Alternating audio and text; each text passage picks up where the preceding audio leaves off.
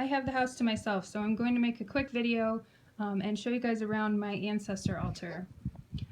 This dream catcher right here, I actually just put up here because I thought it looked pretty with the rest of my stuff.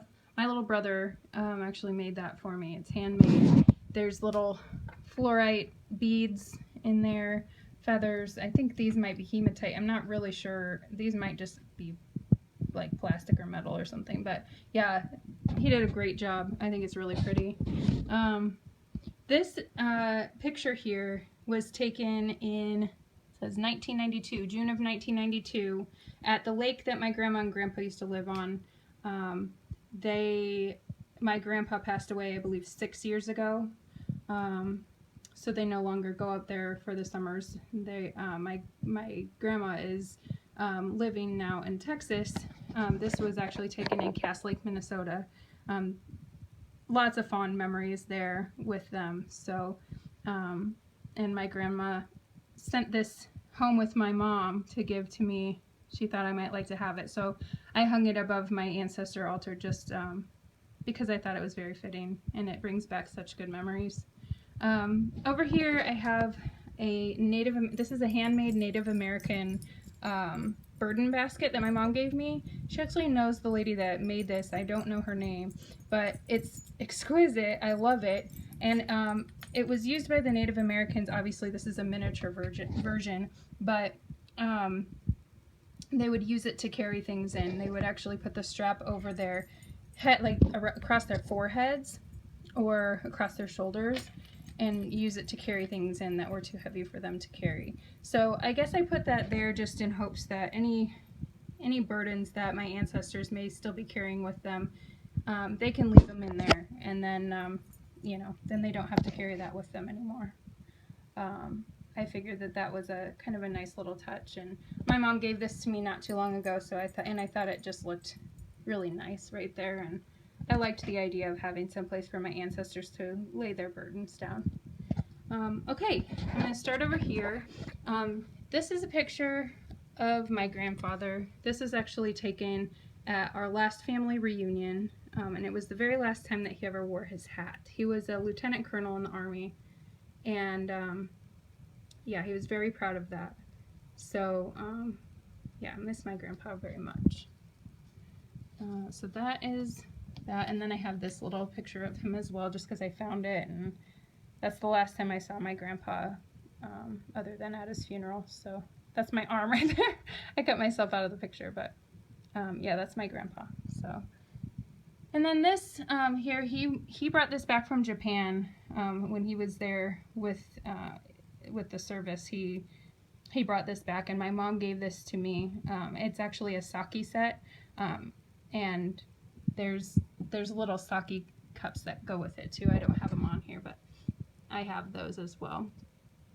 And then this here is just a piece of quartz that my mother-in-law found in Colorado that I just think it's pretty, and I thought that my ancestors might appreciate it, so I just keep it on my ancestor altar. And then this turkey feather is kind of the same thing. This is a wild turkey feather that my son found for me on our lane, so I just put that there because I thought it's pretty, and who doesn't like a good feather? Same with this. These are all my feathers that I've found on my property, so whenever I find a pretty feather, you know, I put it in here for them to enjoy. The cloth that I have everything on is a hand embroidered cloth. It's like a drying cloth, like for your kitchen, that my great grandmother Daisy, she embroidered that. So I thought that was kind of neat, a neat little cloth to put on my ancestor altar. She passed away in the year 2000, so she was 5 days away from her 100th birthday. And that'll bring us over here. This is my grandma Daisy, and that's me and my little brother with her. So that's kind of a fun thing. Let's see. This here is some rose glass that my aunt Marlene actually gave me that glass along with another little dish that I have in my bathroom. But I used this on my ancestor altar just because it was my grandma Daisy's, and because I just thought it was a good vessel to keep the water in for my ancestors. That's kind of my offering to them. I do keep that filled up, and you know, once it gets down a little ways, I'll refresh it. So I try to keep that refreshed every couple days.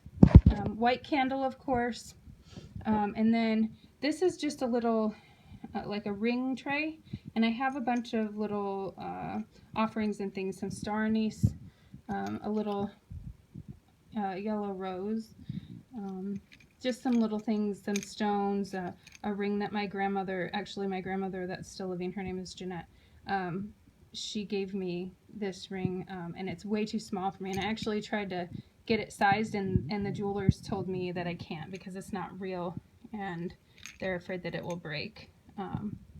So we have some lepidolite in there. There's some lepidolite right here. We've got celestite, some barite here. And I forget the name of the other stone that it's on. I can't remember. But that peachy pink colored thing is barite. Just some little things. This, I believe, is passed down from somebody. I don't know who, but it's just a little thimble with a raccoon on it. Yeah, so there's just all kinds of little goodies in there. I just put any little knickknacks and things that I find around the house that I think that my ancestors might enjoy. This is a ring that I got from, it was my mom's, and I just put it there. She gave it to me. This here, these are just some, actually they're from my cinnamon broom, but they're just little cinnamon scented sticks. And then in here is actually some graveyard dirt taken from my Grandpa Rich's grave, with his permission, of course. And so that's kind of a special thing. I haven't used any of it for anything, but I just keep it here just as a remembrance of him. And if I ever do need to tap into his energy, I may use that. Here's a picture of my Grandpa Rich's standing right here.